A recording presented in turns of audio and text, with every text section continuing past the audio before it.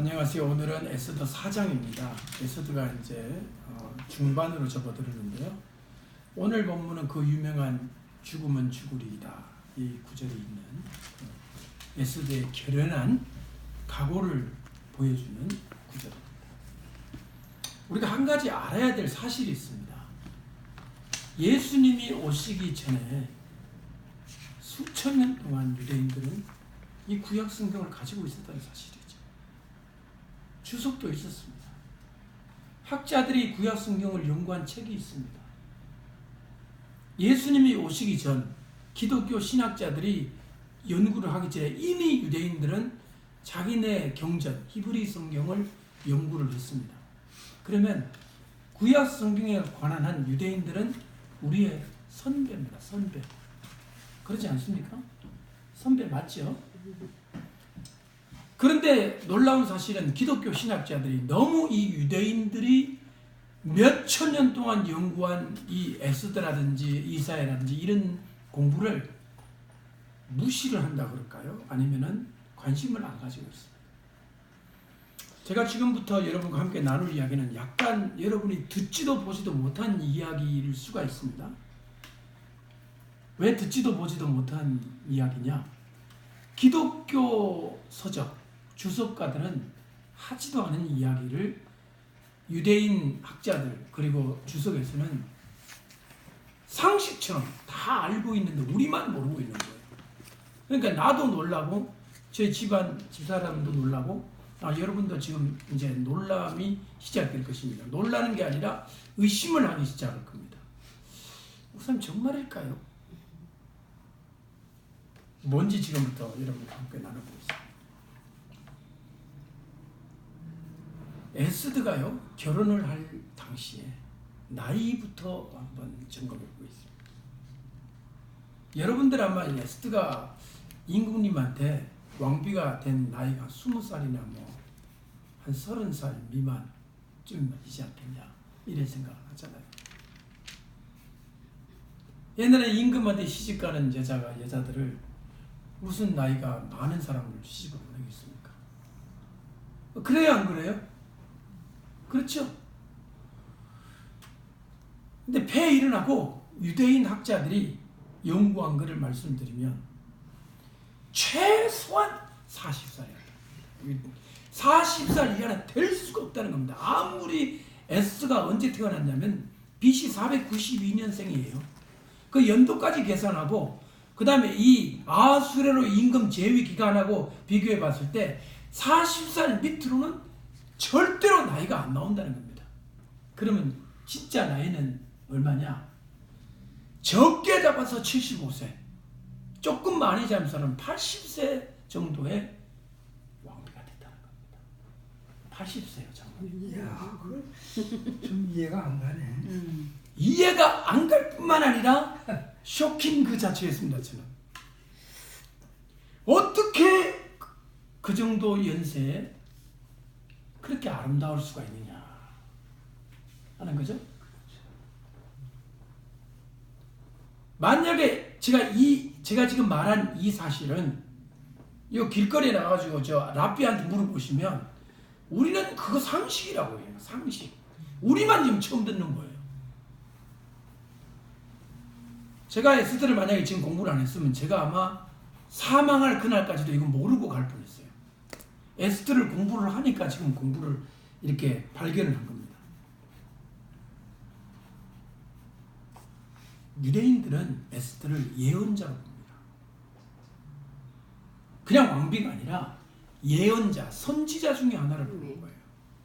그러면 구약 성경에 가장 여자들이 그 영어 이름으로 따기를 좋아하는 이름 중에 하나가 에스더가 있고, 에스더 많아요. 한국에도 전부 다 에스더예요. 그냥 에스더 아니면 그다음에 사라, 한나, 드보라 좀 나오고 그러면 더 이상 쓸 게 없잖아요. 그죠? 우리 교회도 에스더 1, 2가 벌써 생겼습니다. 오리지널 에스더도 있잖아요. 오리지널 에스더 같이 하면 3명이 생길 거예요. 오리지널 에스더, 에스더 1, 에스더 2. 그만큼 에스더가 인기가 있어요. 근데 에스더 나이를 보고 여러분들 어떤 생각이 드는지 지금부터 한번 생각해 주시기 바랍니다. 두 번째는요.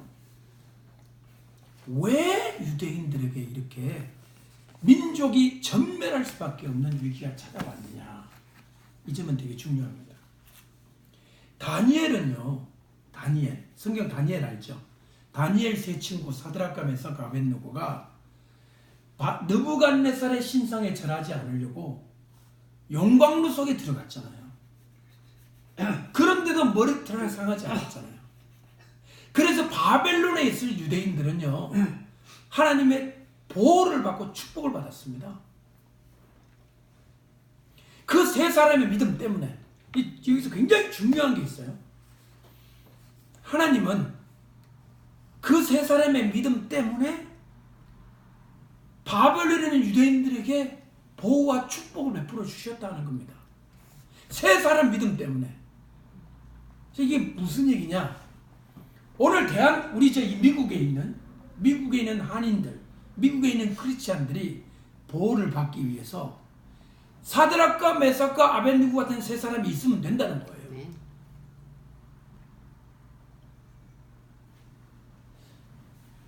하나님은 그 세 사람의 믿음을 보시고 전 민족에 복을 주셨어요. 그럼 오늘 이 시간 우리 미국의 앞으로 장래와 미국의 운명과 또 한국에서 이 방송을 보시는 분들은 한국의 운명을 볼 때 그 세 사람이 있느냐는 게 중요한 거죠. 하나님은 그 세 사람의 믿음을 보시고 전 민족에 복을 주셨다. 저와 여러분들에게 이 세 사람이 되라고 하는 말씀인 거죠. 아멘. 수사에 모였던 에스더 시대에 모였던 유대인들은 이 세 사람이 없었던 겁니다. 모르드게 하나밖에 없었던 거죠. 자, 그때 다니엘에게 왕의 진미를 줬을 때 안 먹었잖아요. 먹지 않았습니다. 왕의 진미, 그 왕이 먹는 아름다운 기름진 음식을 먹지 않았습니다. 왜? 그 음식들은 우상의 제물이었기 때문에. 그래서 다니엘이 말하기를 우리에게는 채소하고 물만 주십시오. 이 정도로 믿음의 순수성을 지켰기 때문에 하나님은 그들의 믿음을 보사 바벨론에 있는 유대인들에게 복을 주셨어요. 바벨론에 끌려갔는데도 불구하고 신앙의 자유도 주고요. 거기서 또 회당이라는 게 생겼습니다. 회당. 지금 저 시나고그라는 게 바벨론에서 생긴 거예요. 바벨론 임금이 복을 준 거예요. 신앙을 박해한 게 아니라. 여러분, 악한 왕이 마음대로 할 수 있어도 그 안에 진정한 믿음의 사람 몇 명이 있으면요, 하나님께서 은총과 은혜를 베푸시는 겁니다. 아멘. 그런데 지금 에스더 시대 때는 그렇지 않았다는 겁니다. 유대인 학자들은 이렇게 말합니다. 느부갓네살의 신상에 절을 하고야 말았다는 거예요. 이분들, 유대인들이. 그래서 하나님의 징계가 그들에게 임했다는 거예요.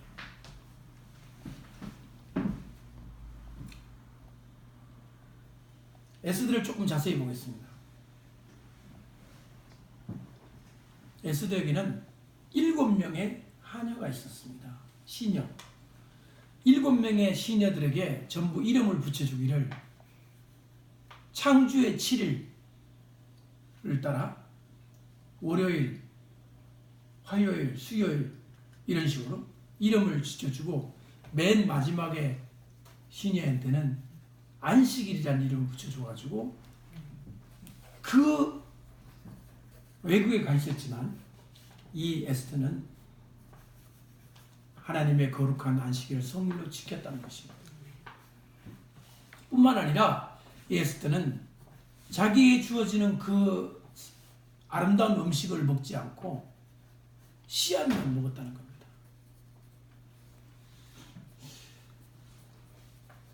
여러분, 너트도 씨앗이라고 할 수 있습니까? 일종의 씨앗입니까? 좀 씨앗이가 굵은 씨앗이죠. 사이즈는 그치. 사이즈만, 그지? 그러나 배추씨나 무씨는 너무너무 작죠. 그렇죠. 에스더가 그것만 먹었다는 거야. 자기 몸을 거룩하게 지키려고.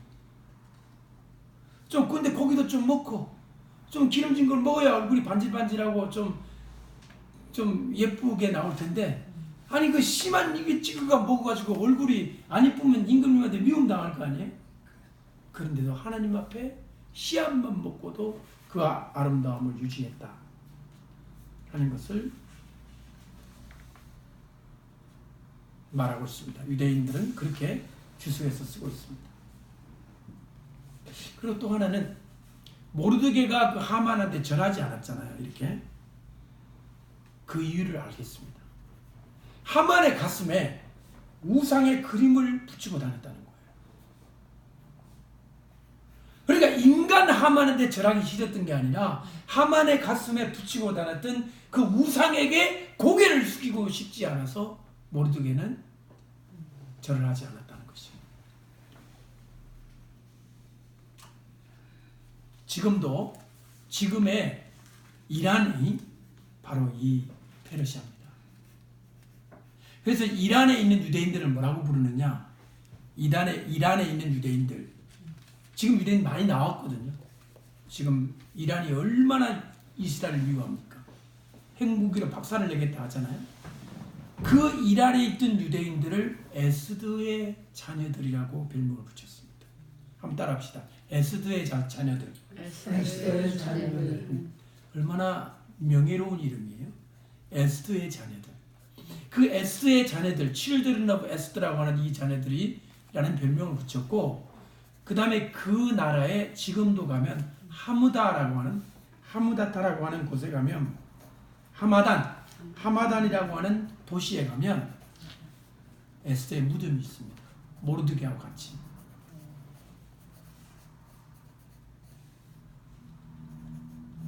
그리고 이 아하수에로 임금이 후궁을 비롯해서 많이 있었는데요. 전부 기록이 없습니다. 근데 에스더만은 역사책에 기록이 있다는 거예요. 페르시아 역사에 궁중일기에도 기록이 되어 있고 왕조실록에도 에스더 이름이 떡하니 기록이 되어 있다는 거예요. 얼마나 명예로운 거예요. 그냥 이름 없는 후궁이 아니었다는 겁니다. 굉장히 중요한 왕비였다는 것을 말해주고 있습니다. 자, 이제 좀 어려운 부분을 여러분과 함께 나누겠습니다. 뭐냐면, 여러분, 우리가 그 모르드게가 자기 삼촌에게서 낳은 딸, 자기가 사촌간이죠. 사촌간이 되는 에스더를 딸같이 여겼다는 구절이 2장 7절에 있습니다.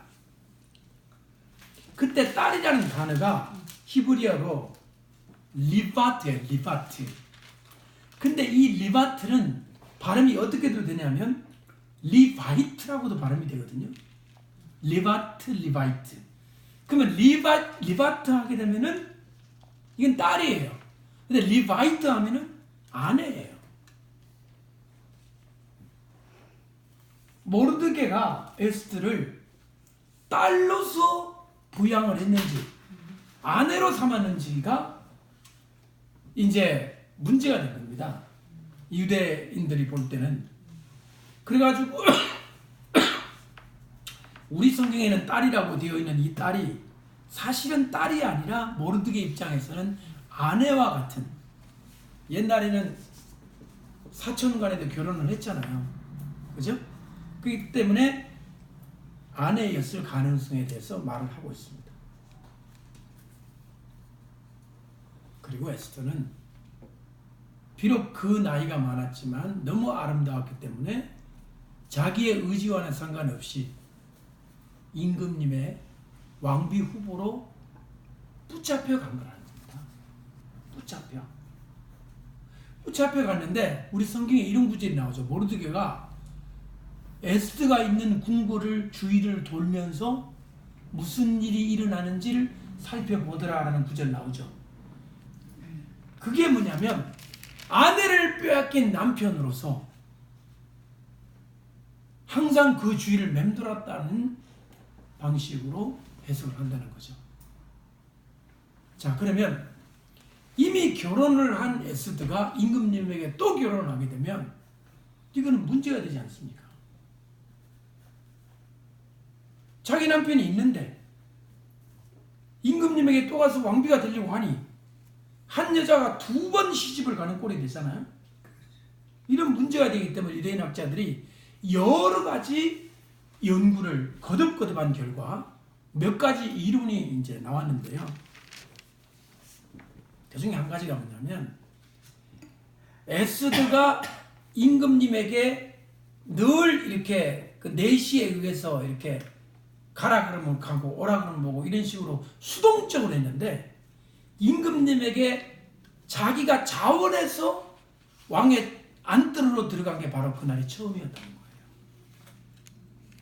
다시 얘기하겠습니다. 내시들에 의해서 오늘은 누구 내일은 누구 이런 식으로 강제로 갔는데 자기가 자원해서 임금님에게로 들어간 그날이 처음인 거예요. 그날 만약에 임금님이 보고 용서를 안 해주면 바로 죽는 거예요. 그 짝대기를 이렇게 내밀면 그 규라고 하는 그 지휘봉 같은 걸 내밀면 그건 살고 이거 안 내밀면 죽이는 거예요. 전부 다. 그날이 어떤 날이냐? 에스더 입장에서는 자기 민족을 구해달라고 타르나를 가는 날이잖아요. 그런데 오늘 또 하나의 의미가 있습니다. 한 사람의 여자로서 그날은 모르드게를 잊기로 결심한 날인 거예요. 오늘은. 그 전에까지는 모르드게에게 외국인으로 끌려와서 절대 끌려가신 임금 앞에 나는 어쩔 수 없이 여기까지 왔으니 당신이 이해를 해라 이런 식으로 지내왔다면 이날은 아닌 거라는 것입니다. 민족을 구하기 위한 하나의 운명적인 날이 바로 이 날이었다는 거예요. 그러니까 죽을 위험, 민족을 구하느냐 못 구하느냐는 그 절대절명의 순간 또 한 사람의 여성으로서의 인생의 향배를 가르는 중요한 날이었다는 거죠. 그날이 바로 에스더한테는 너무나 심각한 날이었습니다. 유대인 미드라시에 의하면 자기 민족이 멸절당하게 되었다는 소식을 들었을 때 에스더는 성경에는 안 나오지만 유산을 했다는 겁니다. 임신 28주 내지는 29주 그때 아기가 유산이 되면 스틸 베이비라고 하는데요. 이 스틸 베이비가 산부인과에 쓰는 용어이기 때문에 저는 도저히 사진을 찾아서 이해를 못하겠더라고요. 그거를 한국말로 번역하면 무슨 유산인지 모르겠습니다. 임신 28주 9주쯤 돼가지고 자연이라고 합니까? 하여튼 그 유산을 경험한 거예요. 너무 쇼크를 받아가지고. 그리고 나서 아이를 2명을 낳는데요. 물론 중요한 아이를 2명을 낳는데 그 중에 한 아이가 다리우스 2세. 다리우스 2세라는 임금이 되고 그 다음에 또 하나는 자기가 직접 낳지는 않지만 자기가 양아들로 삼은 아닥사스다가 바로 에스더의 양아들입니다. 아닥사스다가 어떤 일을 했습니까? 아닥사스다가 바로 이스라엘 민족을 귀한 영을 보내준 임금이에요. 너희 나라로 돌아가라고. 고레스 왕 말고 아닥사스다가 또 있어요. 그러니까 다리우스 2세와 그 다음에 아닥사스다 왕. 지금 이 고레스 왕과의 관련을 제가 지금 공부를 하고 있습니다. 공부가 끝나지 않았기 때문에 오늘은 제가 말씀을 드리겠지만 두 사람 다리우스 2세하고 아닥사스다 이 두 임금이 바로 에스더의 몸에서 그리고 하나는 양아들로 이렇게 된 사람입니다. 그냥 미드라시에서만 지금 나오는 거예요? 아니면 역사 사실이에요? 뭐예요? 그게? 이게 지금 유대인들이 연구하고 유대인 미드라시를 비롯한 주석에서 지금 주장하고 있는 부분들입니다. 그리고 이것은 지금 막 왕들은 역사입니다. 네, 왕들은 다 역사죠. 에스더의 아들이. 예, 실제 역사죠. 아닥사스다 왕하고 그 다음에 다리우스 2세는 역사책에 나오는 이야기인 것입니다. 그 다음에 여러분 앞은 시편 22편 1절 한번 읽어주시기 바랍니다. 이것을 에스더에게 붙여지는 시편이라고 이제 유대인들은 얘기를 하는데요. 한번 참고해 보시기 바랍니다. 시편 22편 1절.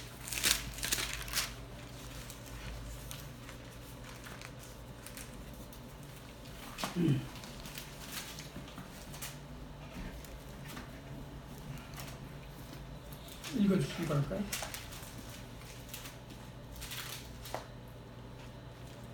시편 22편 1절 다 같이 한번 읽어보시죠. 내 하나님이여 내 하나님이여 어찌 나를 버리셨나이까 어찌 나를 멀리하여 돕지 아니하시오며 내 신음소리를 듣지 아니하시나이까. 자, 그거를 1절로 얘기를 하시는데요. 그 1절 앞에 다윗의 시하고 그 부분이 중요합니다. 다 같이 한번 읽어보시죠. 시작. 다윗의 시 영장으로 아말렛 사할에 맞추래. 자, 아할렛 그다음 뭐라고 되어 있죠? 사할. 아엘렛입니까? 사할에 맞추네. 아엘렛 아엘렛 샤할. 아엘렛 샤할이죠. 네. 아할렛 샤할. 샤할. 네. 이게 무슨 뜻이냐는 거죠. 이게 중요한 이겁니다. 아엘렛 샤할. 아엘렛 샤할은 뜻이 뭐냐면 새벽에 암사슴이라는 뜻이에요. 따라합시다.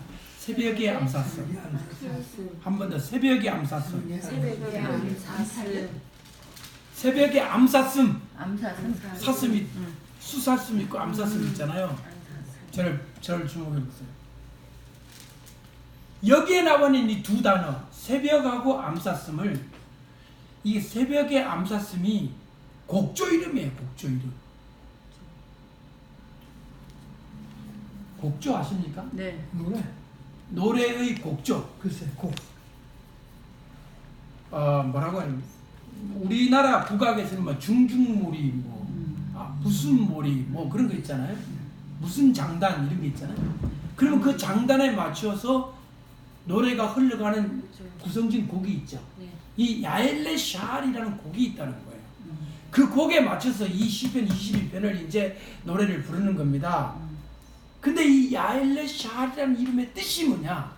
두 단어인데 하나는 새벽이라는 뜻과 하나는 암사슴이라는 것입니다. 자, 여기서 주목해 보세요. 에스더의 별명이 바로 이 새벽과 암사슴이다. 새벽은 왜 새벽일까요? 새벽은 어두움을 깨트리는 거기 때문에 새벽입니다. 어두움이 이스라엘 민족의 멸절이 어둠이잖아요. 그 어두움을 깨트리기 때문에 새벽이라는 별명을 주었고요. 암사슴은 뭘까요? 암사슴. 여러분 암사슴이 뭔지 아십니까? 다른 이름은 몰라요. 암사슴이 어떻게 생겼는지 아십니까? 뿔이 없죠. 하늘은 뿔이 없죠. 성경에 암사슴 같다라는 표현을 많이 쓰지 않습니까? 예. 우리 저 아가수에 보면 시편에. 암사슴은 뭐로 유명하는지 아세요? 암사슴은 무엇으로 유명한가? 잘 모르시죠? 암사슴이 뭐로 유명하는지 여러분들이 알 리가 있겠습니까? 저도 연구를 했으니까 알았습니다. 응? 암사슴. 수많은 동물 중에 암사슴은 너무너무 그 암사슴의 그 암컷의 그것이 너무 좁은 그런 암컷을 가지고 있는 거예요. 무슨 얘기인지 아시겠습니까? 이해를 하십니까? 그러니까 암사슴이라고 말한 것은 암사슴이라고 말하는 것은 뭐냐면 말하자면 여성으로서는 굉장히 이렇게 소녀 같고 아기 같고 그런 동물을 의미할 때 암사슴이라고 하는 거예요. 암사슴 같다.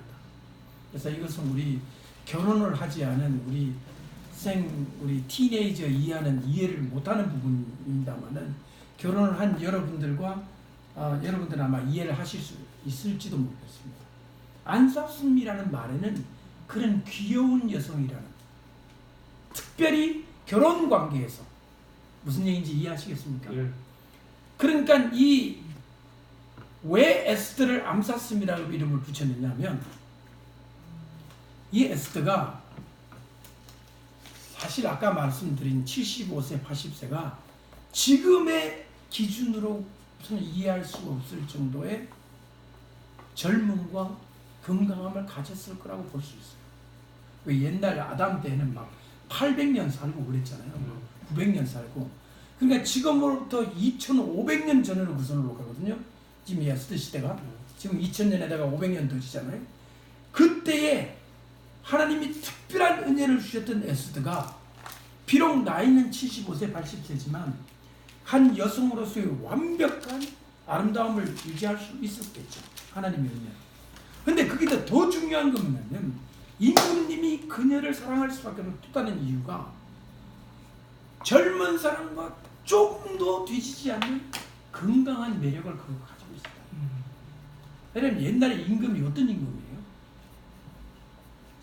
전 영토의 모든 여자는 다 자기 거야. 그만한 어떤 권력을 가지고 있었는데도 에스더를 사랑할 수밖에 없는 이유가 뭐냐면 얼굴과 용모만 빛나는 것이 아니라 여성으로서도 임금님에게 옛날에 중국에 양귀비 있죠. 양귀비가 현종이 양귀비 때문에 나라를 망가뜨렸잖아요. 그렇죠. 나라가 망했잖아요. 결국에는 장군이 쳐들어올 때까지도 모르고 양귀비만 찾았잖아요. 여러분 양귀비 아시죠? 양귀비가 어떻게 생겼는지 아시나요? 양귀비가 생긴 거는요 뚱뚱은 아니지만 퉁퉁하게 생겼어요. 그리고 요새 우리 아이들이 생각하는 그 날씬이 아니에요. 그런데 당나라 현종이 왜 양귀비를 그렇게 사랑했느냐? 용모만 보고 사랑한 게 아니에요. 이 당시의 제왕들과 임금들은 얼굴의 용모가 아니라 한 여성으로서의 깊은 마음이 들었던 그런 부분이 있었던 것입니다. 바로 에스더는 그러한 여성이었다는 겁니다. 얼굴의 용모와 아름다움뿐만 아니라 정말 임금님에게 사랑받을 수밖에 없는 그러한 모습까지 있었기 때문에 그런 별명이 있었고요. 또 하나 별명은 뭐냐면 놀랍게도 늑대라는 별명이 있어요. 울프예요. 울프. 늑대 같은 에스더. 어떻게 생각하십니까? 늑대가 어떤 동물 같아요? 강한 의지력을 가진 동물이라고 할까? 저도 최근에 알았는데요. 늑대 하면은 우리가 무리를 지어 다닌다 얘기만 하잖아요. 호랑이는 혼자 다니잖아요. 늑대는 무리를 짓잖아요. 근데 이 늑대가 한 번 결혼을 해서 짝이 죽으면 죽을 때까지 혼자 살아요. 죽은 그 자기의 늑대한테 배우자라고 이상하고 했던 늑대의 그 남편? 남놈이나 늑대의 그 한쪽을 끝까지 기억하며 혼자 지낸답니다. 그러면 얼마나 참 의리가 있지 않아요? 어떻게 생각하세요? 의리가 있는 거예요? 아니면 재혼을 하는 게 좋은 거예요? 한국 사람들뿐만 아니라 미국 사람들도 재혼을 하죠. 죽으면. 당연히 그렇게 생각하잖아요. 제가 지금 뭐 재혼이 나쁘다 옳다 이런 얘기를 하는 게 아니라 동물의 세계를 얘기해요. 동물의 세계를. 늑대가 뭘 알아가지고 그렇게 할까요? 늑대의 본능인 거죠. 본성인 거죠. 근데 지금 여기에 나와 있는 이 에스더를 울프라고 이름을 짓고 또 하나는 뭐냐면 달빛이라고 또 이름을 짓는데요. 이게 지금 유대인들의 그 주석에 나오는 얘기입니다. 그 다음에 정말 제대적인 하나가 뭐냐면 에스더를 또 뭐라고 별명을 짓느냐? 스토브라는 별명이 있대요. 스토브가 뭐예요? 스토브가 뭐 하는 게 스토브예요?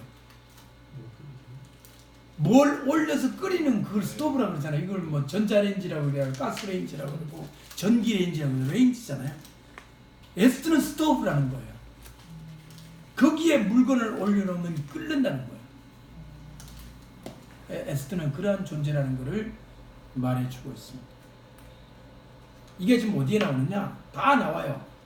미드라시 데일렘 이라는 책에 다 나와 있고, 그 다음에 시편 22편 방금 읽은 거기에도 주석에도 그 이야기가 나와 있습니다. 자, 여러분, 우리가 성경을 통해서 얼핏 보이지 않지만 이런 그 속에는 비밀을 찾아가는 것을 뭐라고 하느냐? 소드라고 합니다. SOD. 소드. 소드는 뭐냐면 성경에 그냥 봐서는 보이지 않는 어떤 깊은 이면의 것을 찾아가는 것을 말합니다. 한 가지 예를 들어 볼게요. 아까 75세라고 그랬죠. 성경에 75세라는 숫자가 어디에 나오는지 아십니까? 바로 아브라함이 갈대아 우르를 떠난 해가 75세였어요. 또 127도라고 그랬거든요. 그 임금이 다스리는 도 숫자가 175인데 127이라고 그랬죠. 127. 그 127도는 127이라는 숫자는 사라가 죽은 나이가 127이에요. 그러니까 성경에 나와 있는 숫자가 전혀 우연히 나온 게 아니라 전부 연결되어 있다는 거예요. 그러니까 이런 거를 추적해 들어가서 의미를 파헤치는 것이 뭐냐면 소드, 성경 일련 또 하나의 방법입니다. 성경 일련 4가지 방법이 있다고 그러거든요. 처음에는 문자 그대로 보고, 그 다음에는 그 문자와 다른 거에 연결시켜 보고, 그 다음에는 그 속에는 비밀을 보고, 이 4가지 방법이 있는데 지금 우리가 지금 소드를 보고 있는 거예요. 에스더만 보고 끝나지 말고 에스더를 둘러싼 많은 이야기들이 있다는 거예요.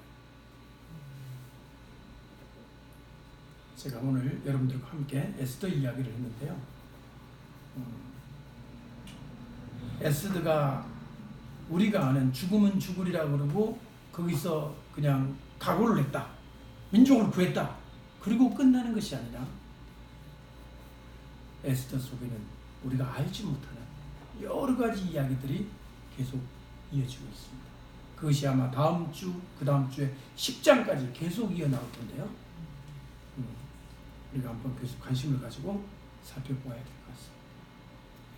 앞으로 여러분이 성경 읽을 때 연도, 숫자, 사람 이름, 사람 이름의 뜻 그냥 보지 말고 그것을 좀 깊이 추적해 보면은 그걸 그 퍼즐을 통해서 더 깊은 것을 찾아 들어간다면 더 깊은 진리를 발견할 수 있으리라 생각합니다. 근데 이게 그러면은 40세 뭐 75세 이런 거가 이 역사적인 연도를 추적해가지고 추적해서 이렇게 40대 알아내는 이하는 역사적으로 될 수가 없다는 거예요. 예. 이 당시 75는 그럼 또 뭐예요? 75는 하닷사라는 이름의 이름값을 다 풀어서 해석한 거예요. 보통 사람의 이름을 나이와 관련이 있다고 생각을 해서 일하는 거죠. 그랬을 때 나온 결론이 이제 75세 혹은 80세까지도 생각을 하는 것이 미드라시의 입장이죠. 이거는 성경에 나와 있지는 않지만 우리가 참고해 볼 필요가 있는 거죠. 그러나 40대 이하는 절대 될 수가 없다. 그것이 아주 그러니까 역사적인 오늘 증거입니다. 그 말씀은 거의 미드라시의 의견에 의거해서 이렇게 밝혀주신 거죠? 그렇죠. 오늘은요. 예. 이것을 여러분들이 참고하시고 성경에는 지금 나오지 않은 이런 이야기들이 과연 성경에 나와 있는 표현들과 어떻게 관련이 있는 건가 우리가 살펴볼 필요가 있다는 것을 여러분에게 말씀드렸습니다. 예를 들면 말씀하신 거는요. 미드라시에서 의거한 거 아니라고 하면은 네. 굉장히 사람들이 오해할 소지도 많고 네. 이상한 거 가르쳐 준다고 그렇게 할 수도 많고 이해하기 굉장히 힘든 거라고 하니까 이것을 여러분들이 성경에 나와 있는 이해할 수 없는 구절, 잘 이해가 안 되는 구절들이 왜 그렇게 나와 있는가를 추적해 들어가는 데는 수천 년 동안 이 에스더를 연구한 학자들의 말들을 참고할 필요가 있다는 거죠. 만약 그렇지 않으면 우리는 우리의 상상을 통해서 에스더를 이해를 하거든요. 그러면 엉뚱한 에스더가 나오는 거죠. 예를 들어 에스더는 만 20살이었을 거다. 어디서 나온 거예요, 그 생각? 성경에는 20살인지 뭐 19살인지 30살인지 나오지 않아요. 예를 들면 그런 거죠. 그 아내라고 할 수도 있고 예, 그렇죠. 딸이라고 할 수도 있고. 딸이라고도 할 수 있는 거는 저번에 왜 낙타가 들어가기 힘들다. 그렇게 로프를 갖다가 낙타로 하는 거 그렇게 생각하면 되는 거죠. 그렇죠. 네. 단어가 단어가 한 단어가 있는데 이 발음이 두 가지가 되는 거예요. 똑같은 단어가 딸도 될 수 있고 아내가 될 수도 있는 거죠. 그랬을 때 이제 과연 지금의 그 미드라시나든가 유대 학자들은 이걸 거의 아내로 보는 것 같아요. 아내로 보고 얘기를 하는 것 같아요. 지금 우리말에는 딸이라고 번역을 했지만 이 딸은 하나의 또 생각을 여기다 담은 거거든요. 그래서 우리가 이제 이런 것을 봤을 때 좀 더 깊이 언어를 연구를 하고 살펴야 될 필요가 있다는 거죠. 저는 반드시 아내라고 보는 입장은 아닙니다. 왜냐하면 딸이 될 수도 있고 아내가 될 수도 있는데 워낙 아주 그냥 대부분의 유대인 학자들, 미드라시뿐만 아니라 학자들이 전부 아내로 보는 입장이기 때문에 이건 우리 기독교 학자들은 전혀 잘 모르고 말하지 않는 부분이란 말이에요. 제가 지금까지 에스더를 많이 들어봤지만 모르드게의 아내라는 얘기는 들어본 적이 없다 이 말이에요. 한 번도 아무도 얘기를 안 하거든요. 그러나 이미 요가 길 건너가가지고 라피다한테 물어보면 그건 일종의 상식처럼 되어 있는 거예요. 이게 너무 놀라운 거예요. 나이는 비슷할 거죠. 네. 나이는 그 나이를 이제 역사적으로 계산했을 때 아까 말한 대로 40대 이하는 절대로 될 수가 없고. 네. 그래서 모르게 그 사람들의 나이는 네. 비슷할 거예요. 그렇죠. 결국에는 아마. 네. 그래서 여러분들이 성경에 나와 있는 그 에스더의 사건을 두고 잘 이해가 안 되는 부분들, 계시록도 마찬가지예요. 글자로는 이해가 되는데 이게 도대체 무슨 뜻인지 이해가 안 되는 부분을 추적해 들어가게 되면 누구를 만나느냐? 수천 년 동안 이 문헌을 연구한 학자들을 만나게 되는 겁니다. 근데 그분들의 이야기를 자세히 들어볼 필요가 있다는 거죠. 그래도 풀리지 않은 수수께끼가 뭐냐면 어떻게 에스더가 이 수많은 여인들이 많았을 텐데 이 임금님의 마음을 사로잡았을까? 근데 이제 많은 그에 대한 전설들이 있지만 그런 전설들은 얘기하지 않겠습니다. 어쨌든 임금님의 마음을 완전히 사로잡을 정도의 아름다운 여인이었다는 것은 확실하죠. 그러지 않고는 그럴 일이 없잖아요. 그 분명한 겁니다. 그러면서 민족을 구원하는 데까지 이르는 이 에스더의 이야기를 좀 더 추적해 볼 필요가 있습니다. 근데 제가 보기에는 단순한 미모만 가지고 사람들을 그렇게 이렇게 사람의 마음에 들어서 뭐 나라의 절반이라도 주겠노라 이런 왕이 이런 말까지 하거든요. 그 정도로 하진 않을 것 같다. 뭔가 신비롭고 뭔가 에스더에게는 보이지 않는 매력, 말할 수 없는 그런 것들이 이 안에 있었다는 거죠. 영적인 거죠. 영적인 것이 있었기 때문에 결국에는 그 임금님마저도 에스더의 말을 들을 수밖에 없도록 하나님이 인도하시고 그렇게 볼 수 있습니다. 오늘은 여기까지만 하고 다음 장에 가서 5장에 가서 좀 더 에스더를 추적해 들어가도록 하겠습니다.